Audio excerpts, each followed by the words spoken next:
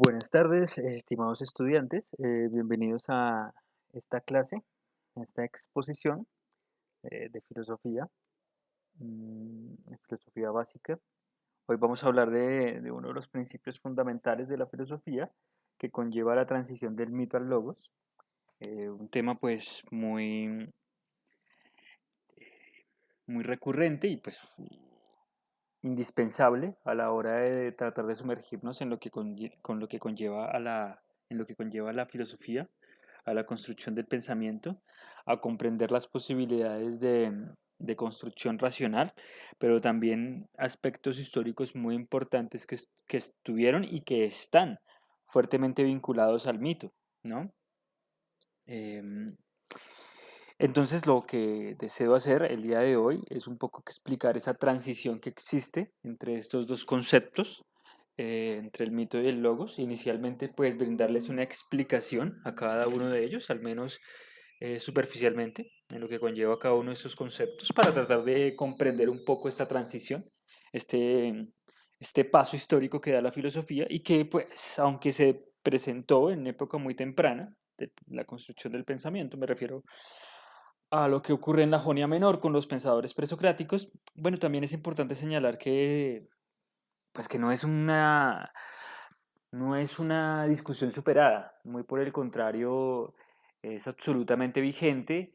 eh, no sé, lo podemos ver hoy en día entre el debate que existe de considerar las cosas como un castigo o un premio divino o simplemente actos y consecuencias que están vinculadas a un ejercicio de la razón y de la construcción de sociedades, que, en fin, eh, hoy en día está muy latente ese conflicto entre lo racional y lo mítico, ¿no? Entre si que se quiere llevar a cabo dentro de esos marcos entre la cientificidad y dentro del marco religioso, ¿no?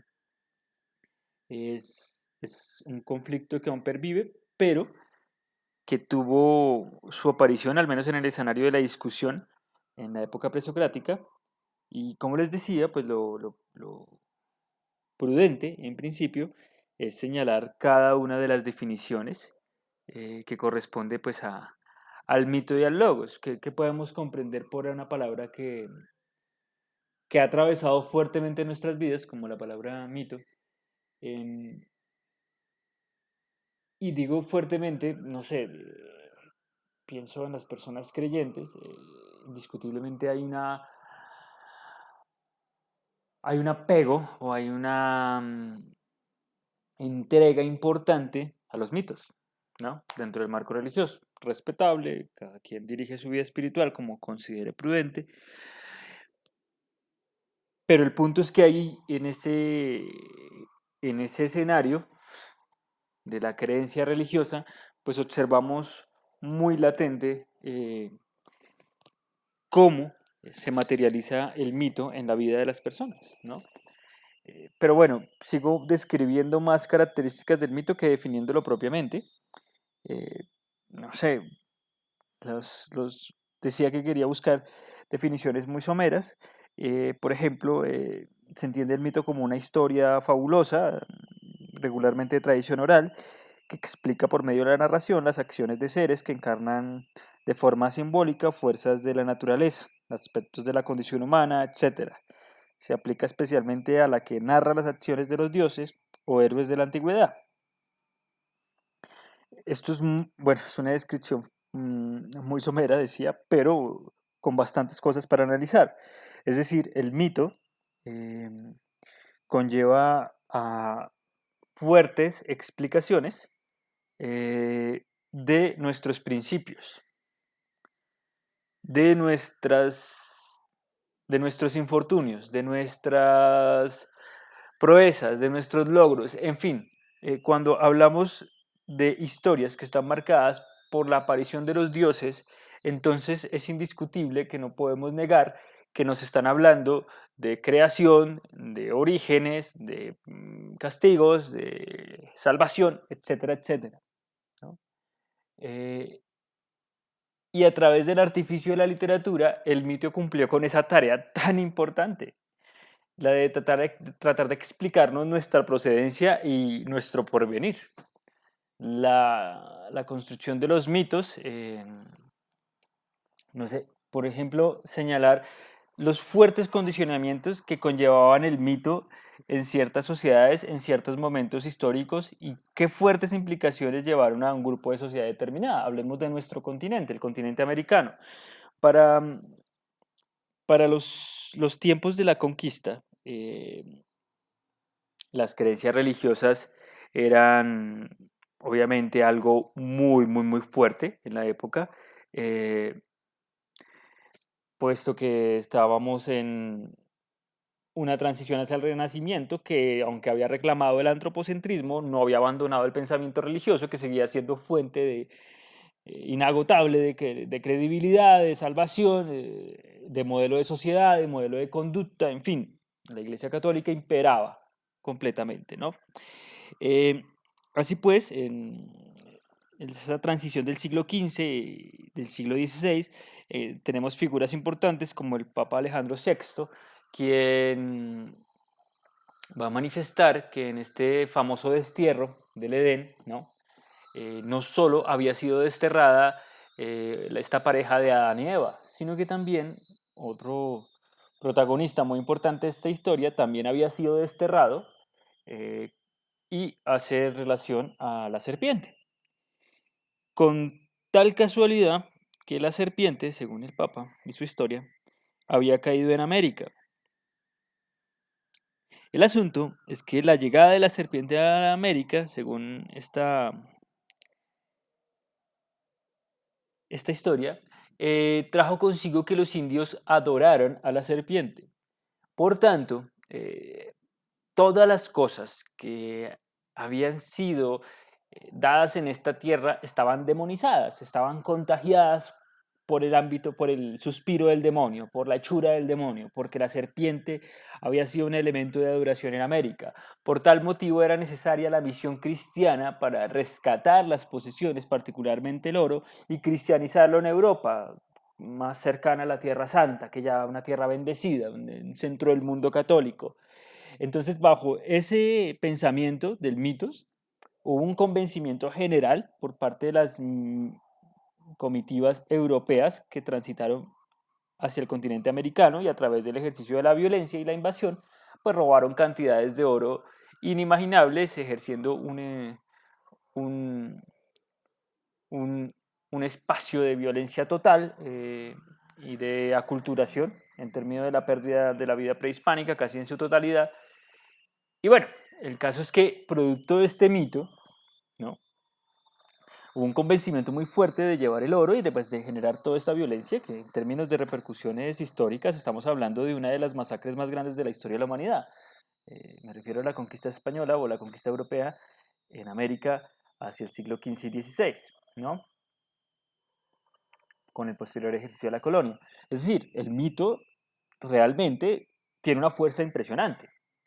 Eh, Toda la Biblia en su conjunto está marcada por los mitos. Hay gente y hay personas que aún para ellas es incuestionable que el mundo fue creado en 7 días por un Dios, y bueno, que al séptimo día descansó, y asimismo que el hombre fue creado producto de la arena y de un molde y que de la costilla salió una mujer.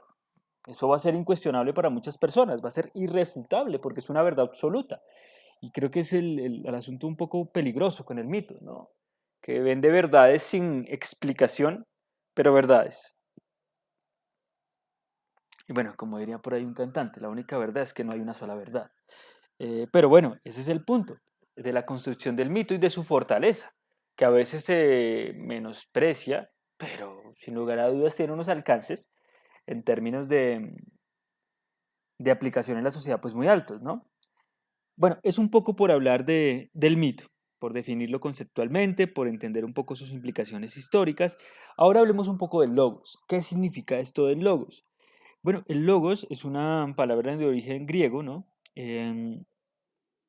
Que no se puede definir únicamente desde una definición, o una única definición, sino que está aglutinado varios pensamientos en torno a ella. Se entendía en la antigua Grecia la palabra logos como como eso mismo, como palabra, como discurso, como razonamiento, como argumentación, como conocimiento, como pensamiento, en fin, estamos hablando de un concepto que aglutinaba una infinidad importante de definiciones en torno al ejercicio de la razón. ¿Sí? Si revisamos muy bien, pues estamos hablando de palabra, discurso, razonamiento, conocimiento, pensamiento, en fin, todas estas palabras están apuntando a un ejercicio pleno del razonamiento, del análisis, en fin, ¿no? De la construcción racional. Una clara oposición al mito. Eso para entender un poco, de manera, insisto, superficial, pues cada uno de estos conceptos. Entonces, el punto, y ahora sí vamos entendiendo un poco lo que significa esta clase, es cómo se da ese tránsito del mito al logos. Insisto, aunque es una discusión que no se ha superado, el punto fue que se presentó inicialmente eh, en la Grecia presocrática con el naturalismo de los nacientes filósofos de la línea de Tales de Mileto. Y bueno, vamos a hablar un poco de ellos porque nos van a permitir comprender qué significa esta transición, eh, cómo se dan esas apariciones, cómo comprendían el mundo estos filósofos a partir de su naturalismo. Bueno, que también hay una vertiente de pensamiento que no solo está vinculada al naturalismo, sino también a cierto abstraccionismo, por ejemplo los pitagóricos, que concebían más los principios a partir del número. No sé si em, en ese punto digamos que cabría más una reflexión de un principio abstracto que uno netamente o completamente naturalista, como para el caso de los otros, pero bueno, vamos a ir viendo.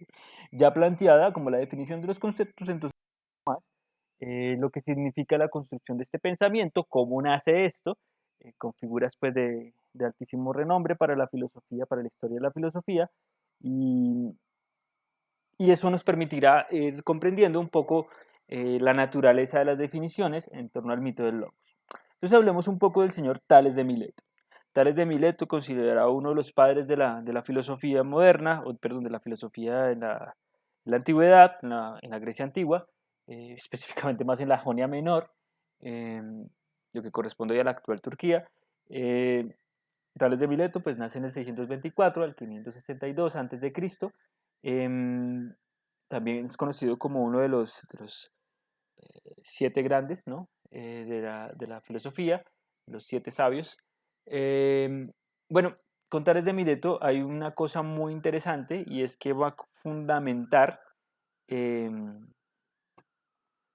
como principio para la existencia o para la concepción del cosmos el agua.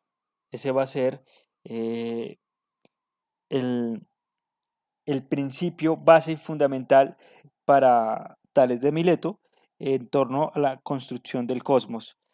También es importante entender esta visión de cosmos de los griegos, pues porque la definición en la antigua Grecia estaba más asociada pues a la construcción del mundo que plenamente a la del universo. Pero bueno, el punto es que el agua es concebida como un principio fundamental para Tales de Mileto.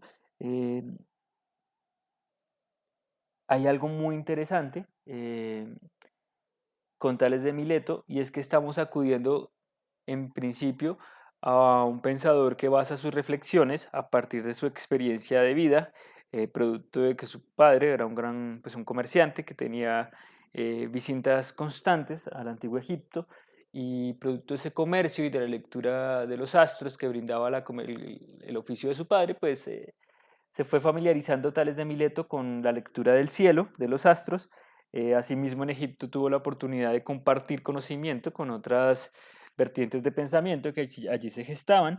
eh, y pues interesante que se gestaran allí en Egipto por dos razones. Una, porque eso permitió a los pensadores de la Jonia Menor poder llevar conocimiento que no se encontraba en su territorio y por otro lado también determinar que el conocimiento que había surgido en Egipto mucho estaba restringido porque este iba dirigido únicamente al, al faraón. Entonces eso hacía, evidentemente, que no pudiese ocurrir esa explosión de pensamiento que se dio posteriormente con la famosa polis griega, que para los tiempos de Tales de Mileto pues no se encontraba aún vigente, pero que se encontraban los síntomas que la dieron a conocer a futuro.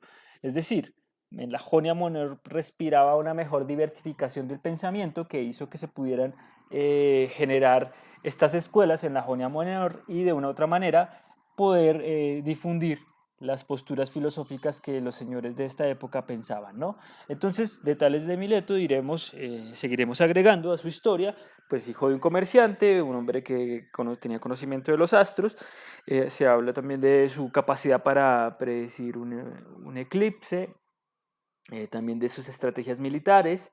Lo interesante es que concebía la construcción del mundo como una especie de evolución desde los procesos cíclicos del agua, pero bueno, aquí eh, hay algo importante que determinar acá. Digamos, ¿por qué Tales de Mileto consideraba el agua como un arjé? Por arjé vamos a entender el concepto de principio, ¿no? El punto es que el agua, para Tales de Mileto, concebía un principio fundamental de la vida, de ella era posible ver florecer la vida a través de las plantas, ¿no? Eh, este arjé también está vinculado al hecho de que eh, ese naturalismo, digamos que eh, emplea Tales de Mileto, pues afirmaba que la tierra estaba sostenida, esta tierra que pisamos, pues estaba sostenida como, era más o menos como una isla que flota sobre agua y de forma parecida como a un tronco, a un leño, y por ello pues la tierra a veces tiembla. Era como la teoría que se estaba gestando allí en el naturalismo de Tales de Mileto, y pues al no tener unas bases fijas, pues podían presentarse algunos temblores, ¿no? Como pues en esta teoría así lo manifiesta el señor Tales de Mileto. Em, bueno, si lo ponemos a pensar, pues obviamente no podemos querer al pie de la letra lo que señalaba Tales de Mileto, pero sí hay algo interesante y es que a partir de las erupciones volcánicas internas se va formando la corteza terrestre que posteriormente emerge y casi que queda flotando sobre los océanos. Digamos que su teoría no era del todo descabellada. Y es muy interesante este eco que puede generar el pensamiento naturalista de la Jonia Menor con mucho del pensamiento filosófico religioso, como se desee llamar, de las culturas indígenas americanas, porque muchas de ellas también consideraban el naturalismo como una fuente de explicación de, del mundo, ¿no? Recordemos que para los incas, por ejemplo, el sol era un dios fundamental, la luna en el mismo sentido, la laguna igual, es decir, también había una especie de naturalismo, no con la construcción racional que habían desarrollado los griegos, porque primero no conocemos plenamente la información del pensamiento inca, pues producto de el proceso de aculturación que se dio, el registro está dado por, por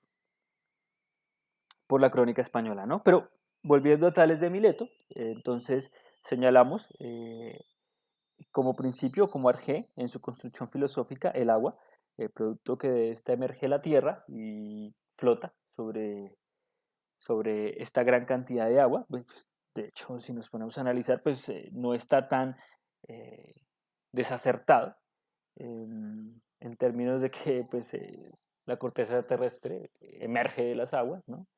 Y pareciera que un poco flotamos en los océanos, ¿no?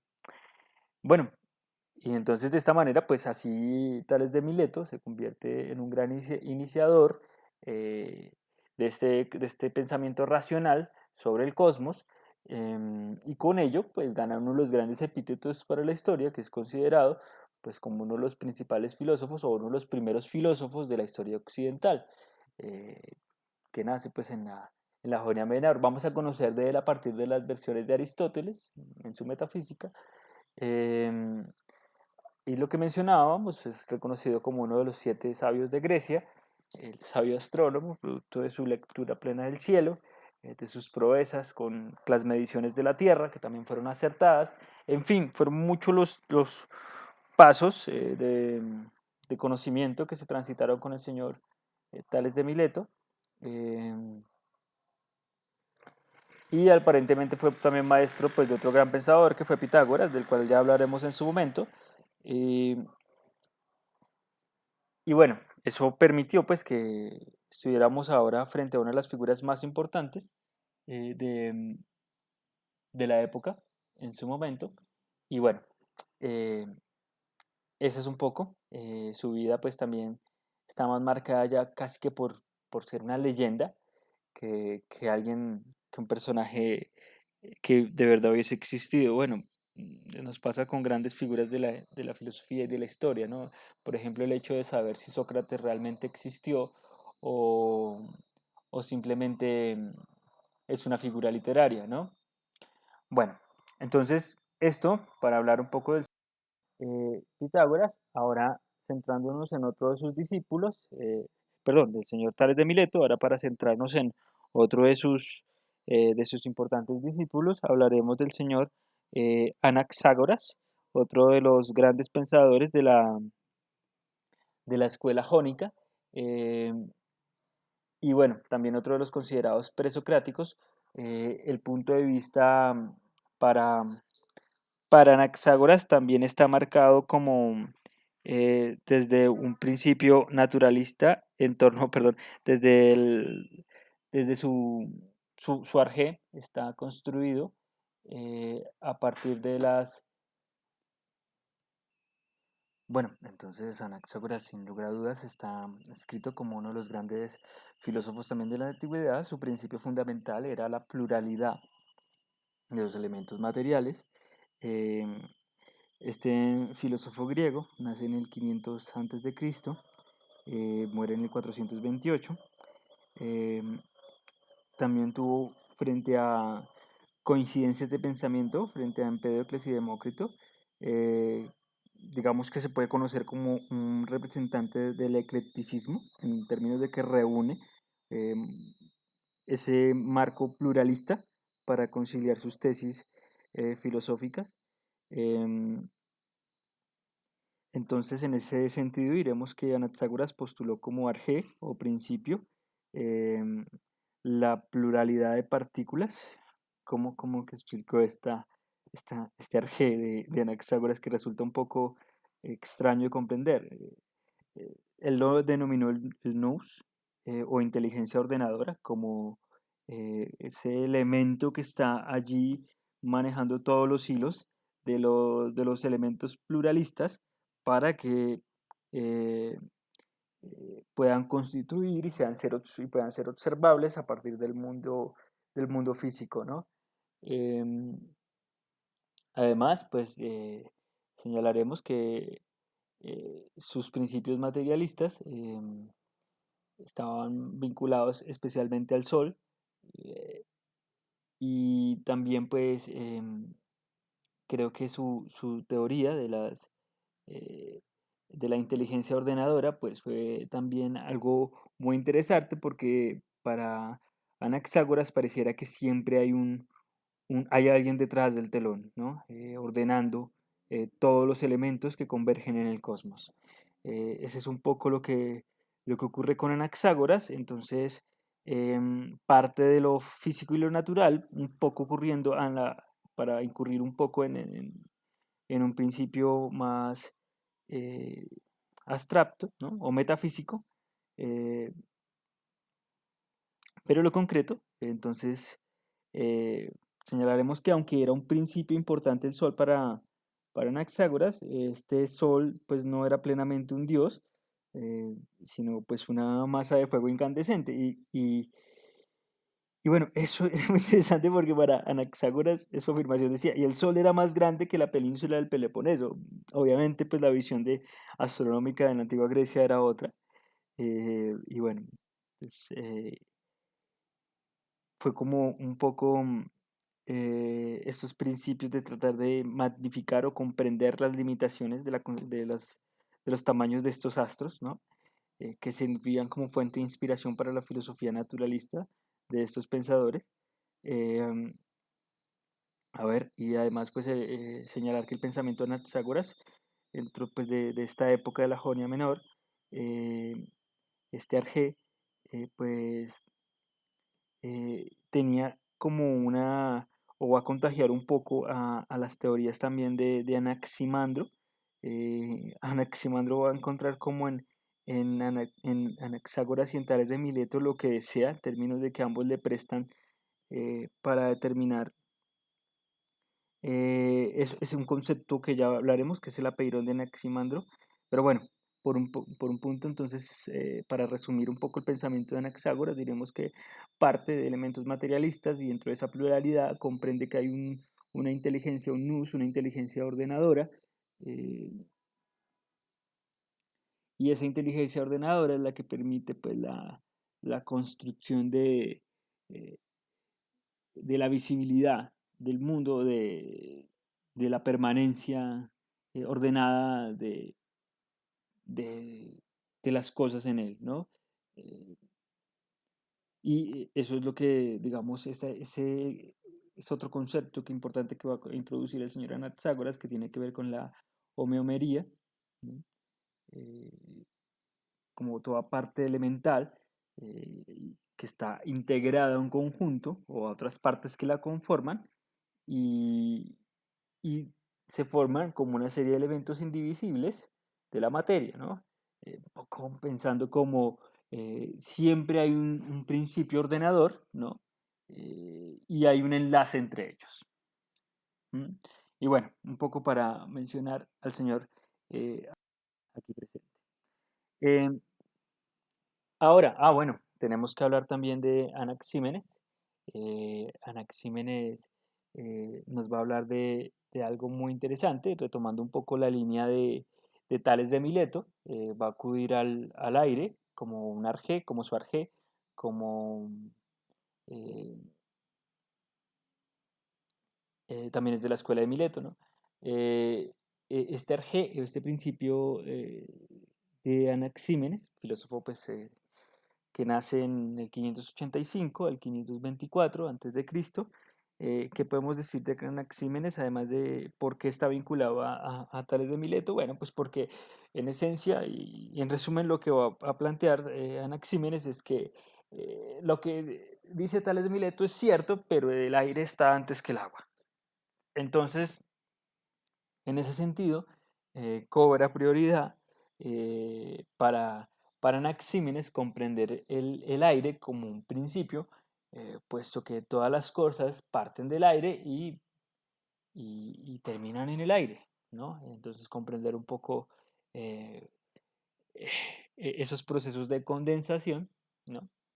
Eh, comprender pues que se convierte primero en viento, luego en nube, en lluvia, en agua, en hielo, en tierra y finalmente en piedra. Todas las cosas, y según leamos la cita que nos dan acá, que nos ayuda a introducir un poco. Cuando el aire se contrae o condensa, se convierte primero en viento, luego en nube, en lluvia, en agua, en hielo, en tierra y finalmente en piedra. Todas estas cosas son el mismo material, el aire y sus diferencias cualitativas de peso, dureza, textura, se deben a la diferente densidad del aire en que consisten.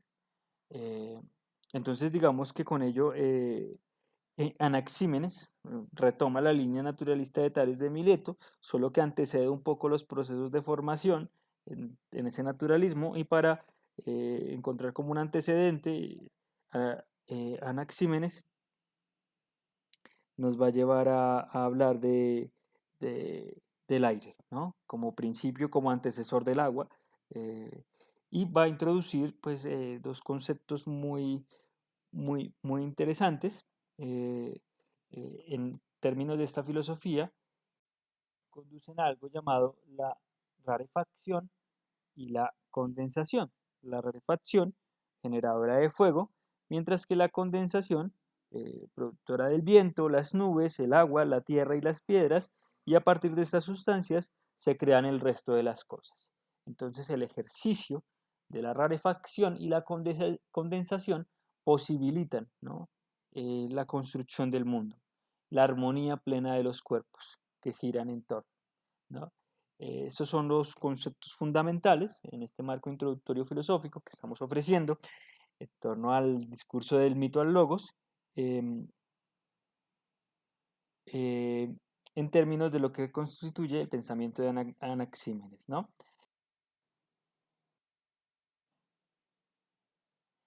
Bueno, diremos que la música es un factor muy importante porque para Pitágoras el descubrimiento de la escala musical va a significar también la posibilidad de postular pensamientos alrededor de esto. Y una de las cosas quizá que más me causa o me llama la atención tiene que ver con el hecho de que Sócrates consideraba que había una música en el universo, que había una música en el mundo, en el cosmos, pero que cuando nacíamos ya la interiorizábamos por el hecho de estar, que somos parte de ese cosmos, entonces no podíamos oírla. No la oíamos porque éramos como una especie de parte de ella, ¿no?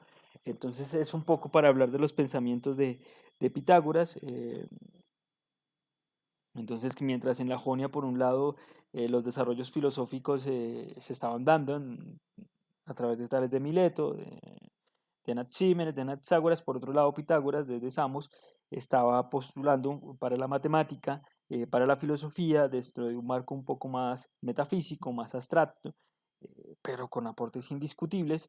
Bueno, no sé por qué dije pero además con aportes indiscutibles para, para la matemática, para la geometría hasta el día de hoy, ¿no? Em, ¿Qué más se puede decir de Pitágoras? Se habla de que fue fundador de la escuela de Crotona, tuvo una... Bueno, también se habla un poco que su escuela filosófica tenía más características religiosas, eh, casi como un poco una especie de un culto.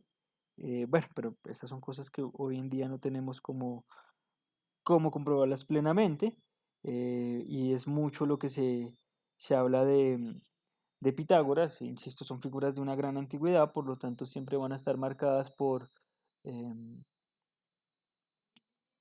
por un misticismo muy fuerte.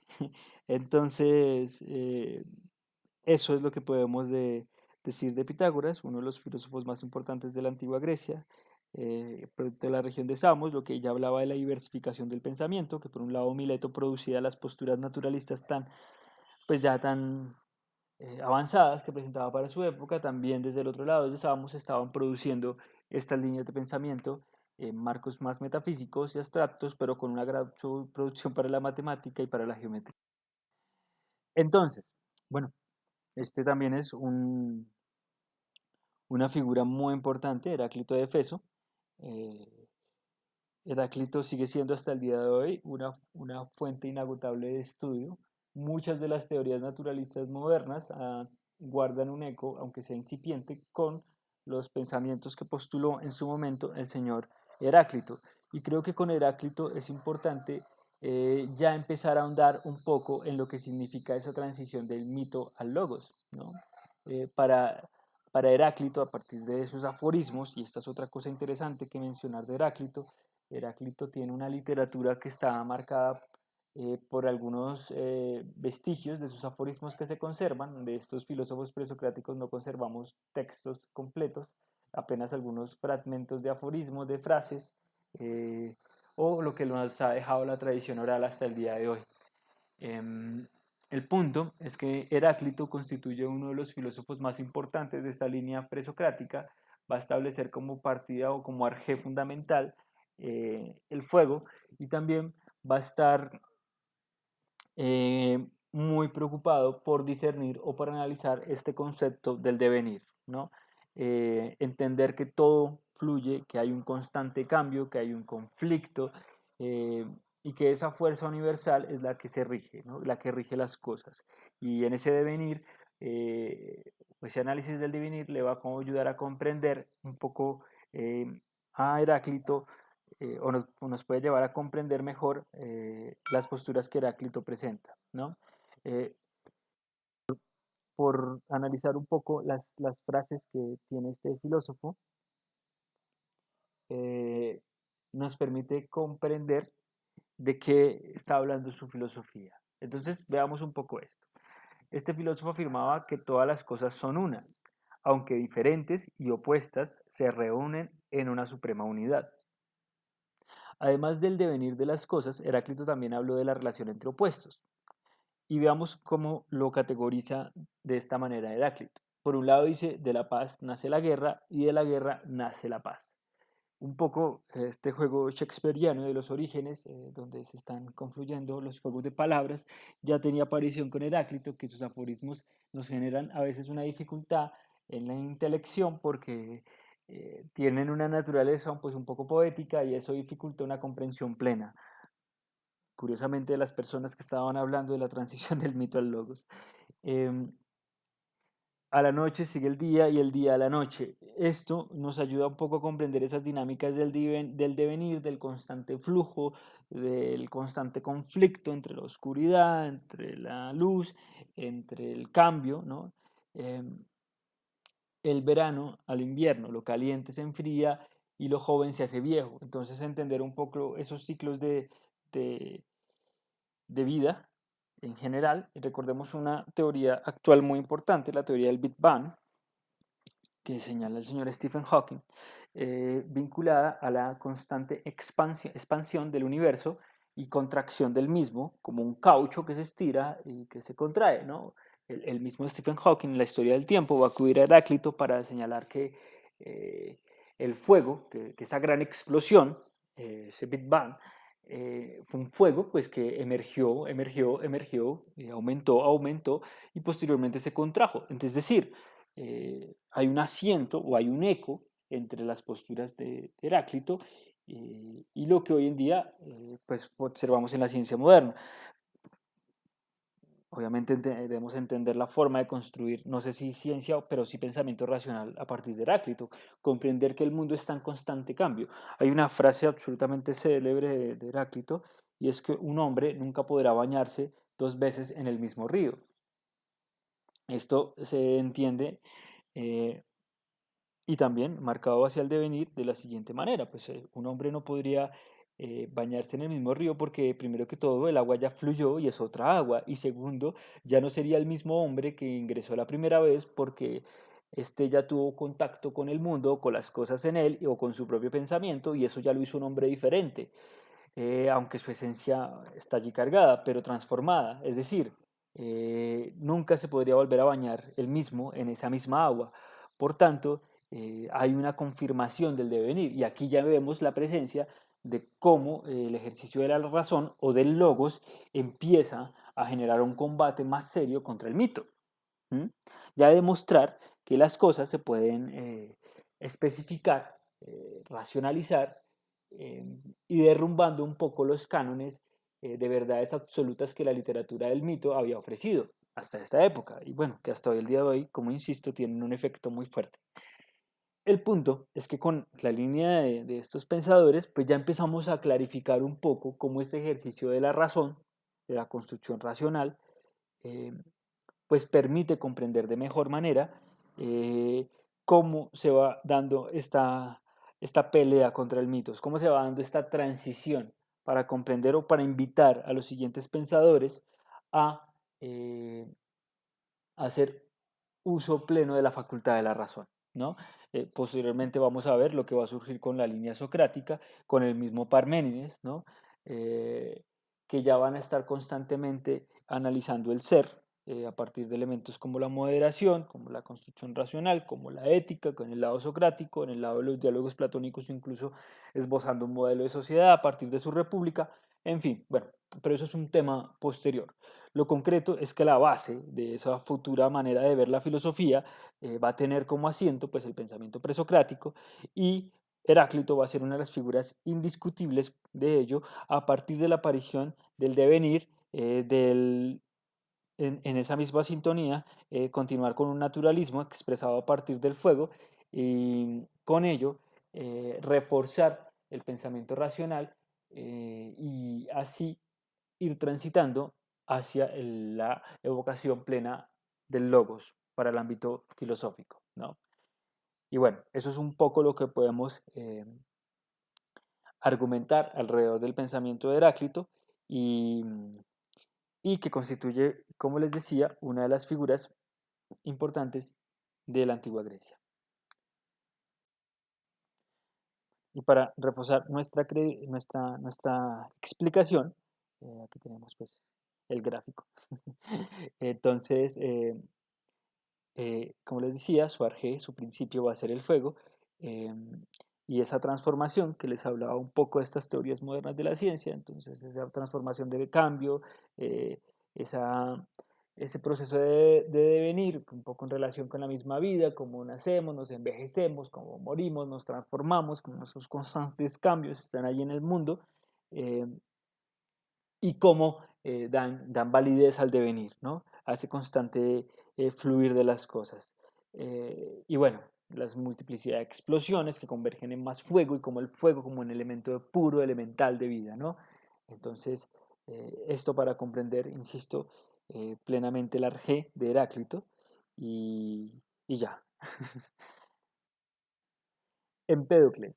Bueno, con Empédocles va a pasar algo muy interesante, un poco ya para analizar pensadores posteriores. Empédocles, filósofo de la antigua Grecia, nació en el 490 al 430 a.C. Con Empédocles pasa algo muy interesante, y es que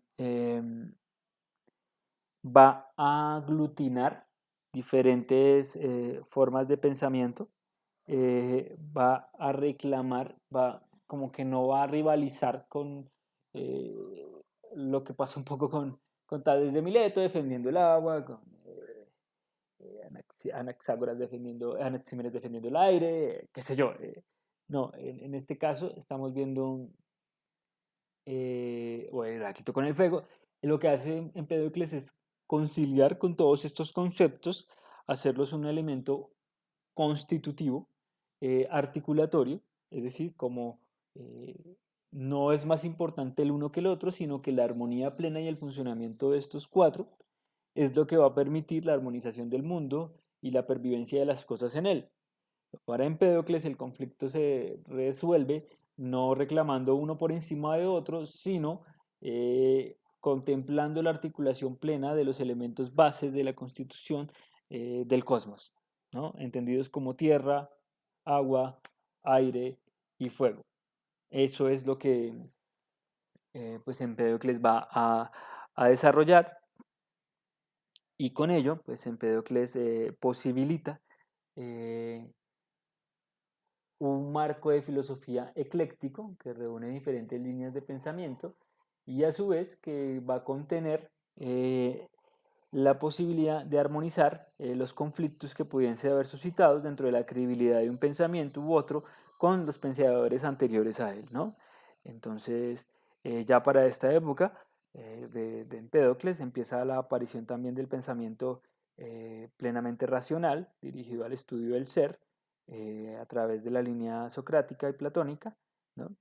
Y bueno, con Empédocles empieza un poco no sé si el debilitamiento, pero sí como una de las últimas expresiones que se pueden registrar de esta época histórica, de un naturalismo allí vigente, con con estos elementos filosóficos. Y bueno, eso es este converger de elementos naturales hasta el que Empédocles nos va a conducir en su línea de pensamiento filosófico, ¿no? Entonces, hasta este punto, pues ya vemos cómo la preocupación constante de todos estos filósofos constituía en establecer los orígenes del ser humano, los orígenes de su existencia, los orígenes del planeta, los orígenes del universo, los orígenes del cosmos en general. Es decir, preguntas que hasta el día de hoy siguen siendo cuestionamientos que no resultan de fácil comprensión en términos de su respuesta, porque la ciencia y todas las actividades y disciplinas humanas que giran en torno al pensamiento aún siguen tratando de desentrañar cuáles son esas posturas que nos pueden llevar a conocer nuestros orígenes, a conocer nuestro porvenir, a conocer nuestras razones de estar en el mundo. Y bueno, estos filósofos en una época ya considerable, una época muy antigua, hace más de 2500 años, ya tenían estas preocupaciones y no solo se quedaron con las preocupaciones, sino que postularon una serie de cosas que hasta el día de hoy siguen siendo materia o fuente de estudio para seguir analizando eh, nuestra existencia en el universo, ¿no? Desde diferentes ángulos. Entonces, resulta a veces un poco extraño estos divorcios que se generan entre las ciencias humanas y las científicas, porque en realidad vemos cómo la filosofía invitó al marco cientificista total para que hiciera análisis del mundo, en vista de que la filosofía fue la que reflexionó para determinar un poco que el mito tenía que tener un lugar diferente en la construcción del pensamiento y empezar a ejercitar la razón, lo que nos demuestra plenamente que estamos viendo cómo las disciplinas en torno al pensamiento más bien se articulan entre sí que generar divorcio entre ellas, ¿no? Bueno, eso es un poco, entonces lo que tenemos hasta ahora, este marco de filósofos presocráticos en este discernimiento de lo que significa la transición del mito. Eh, Aquí vemos pues representados los elementos de los que hemos hecho eh, la explicación hasta este momento y un poco invitar a la reflexión de cómo pasamos de iniciar en un proceso de naturalismo 600 años antes del nacimiento de Cristo y posteriormente entregamos toda nuestra credibilidad y hablo a aquellos que apostamos eh, nuestra línea de pensamiento en un momento determinado de nuestras vidas o aún vigente hacia eh, nuevamente el mito, ¿no? Es un poco lo que quería señalar porque el conflicto aún pervive. Eh, Tuvimos la aparición de estos naturalistas que se preocuparon por desechar, o no por desechar el mito, pero por darle un lugar diferente en el ámbito de la sociedad. Y posteriormente con la aparición del cristianismo vuelve a surgir las nociones metafísicas de salvación a partir del reino de los cielos y como que ese naturalismo vuelve a aparecer casi que hasta el siglo de las luces o en el Renacimiento, al menos dentro de un marco netamente occidental, sin ignorar todas las apariciones de pensamiento que tuvo eh, la Asia de Medio Oriente con el surgimiento de los imperios otomanos anteriores a él, con la gran capital Bagdad en el siglo IX, octavo y noveno como una capital cultural del mundo. En fin, no quiero alargarme con otra discusión. Lo concreto es que siempre ha existido este conflicto entre el mito y el logos.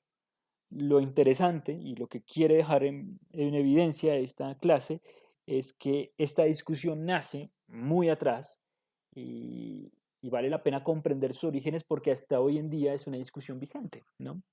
Entonces, un poco esto para invitar a la reflexión eh, y comprender desde una esfera de la construcción del pensamiento cómo pensaban pues los griegos un poquito, cómo nos podemos acercar a su filosofía para introducir el pensamiento filosófico. Ya en posteriores clases veremos un análisis pues ya de otros pensadores como Platón, como Sócrates, e iremos adentrándonos en un orden cronológico pues a la historia de la filosofía.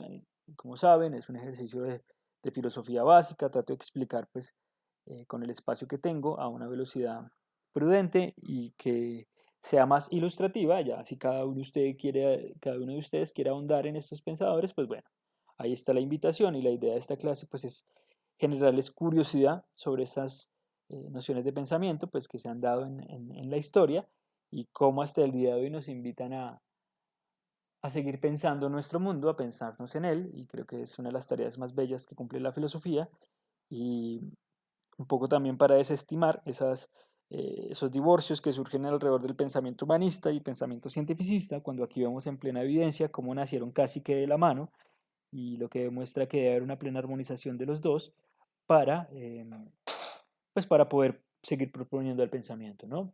Entonces, bueno, sin más alargues, esta era la clase que tenía preparada para el día de hoy. Espero haya sido informativa y que les haya generado curiosidades y al menos algunas explicaciones en torno a estos filósofos presocráticos y comprender esta discusión que he planteado a partir de esta clase, que es la transición del mito al logos.